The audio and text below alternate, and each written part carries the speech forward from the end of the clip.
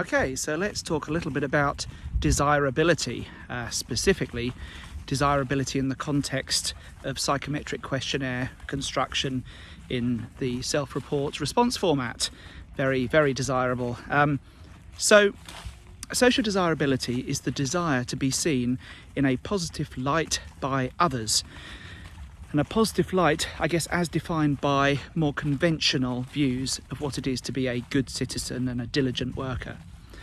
It's really the bane of self-report questionnaire writers' lives, because despite self-report providing a unique insight into what's really going on for someone, what really makes them tick, it is going to be coloured by the context in which it's occurring. So whether that person is worried about the potential impact on their suitability for a job in a recruitment context, their readiness for a promotion, or even what the coach is going to think if they're truly honest about how they're feeling at the moment.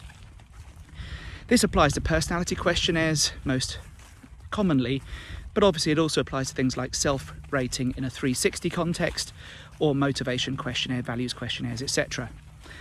So, how do we go about addressing social desirability and its influence on skewing the responses to a personality questionnaire? First of all is in the administration. So we can simply ask people to be more honest up front. So telling people to be honest, research has shown, does result in people being more truthful. Secondly, we can reassure them about confidentiality and the purpose for which the results are going to be used. So it will only be seen by these people for this purpose. This is when it will be destroyed.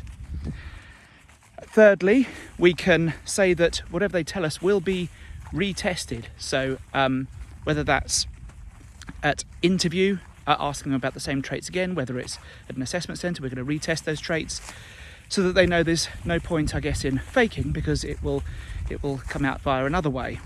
And I guess it's also about selling the benefits and saying, look, if you are truthful, the development session will be so much more beneficial, or you will be matched to a job for which you are far better suited. So that's in the administration. Secondly, you could think about the questionnaire construction. So the questions themselves, you could make them completely non-transparent.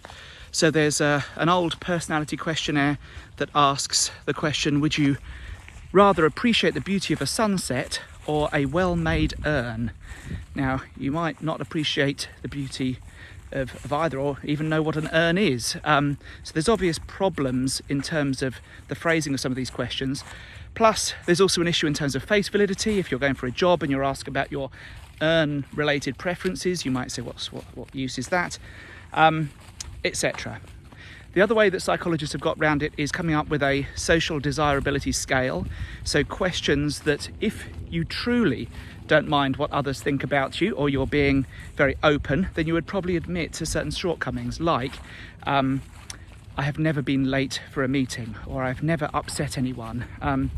And if you consistently give the socially desirable response, then it perhaps puts a question mark over the rest of your responses. That means they need to be prompted further. Obviously, there's the issue that some people really are that good and virtuous, but it just raises a flag for concern. That's if it's a self-report, like at the scale type response. If it's an ipsative, then you have something called the consistency measure, which, when you're presented with lots of blocks of 4 items, are you consistent in which you're rating as most and least like you, or are you contradicting yourself quite frequently throughout, in which case perhaps you were trying to impression manage and you forgot what you were trying to impression manage along the way, and it all kind of broke down a little bit. So the other way you get around it is not in the questionnaire itself or in its administration, but it's in the post questionnaire administration stage. So asking people for examples, having a validation interview, comparing it with other sources of information, etc.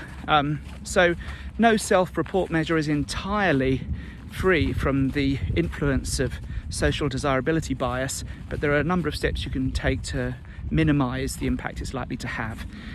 I wore shades especially for this because this was a topic of social desirability, and obviously shades make everyone look 10% cooler, but just in the interest of balance, you can see that I am wearing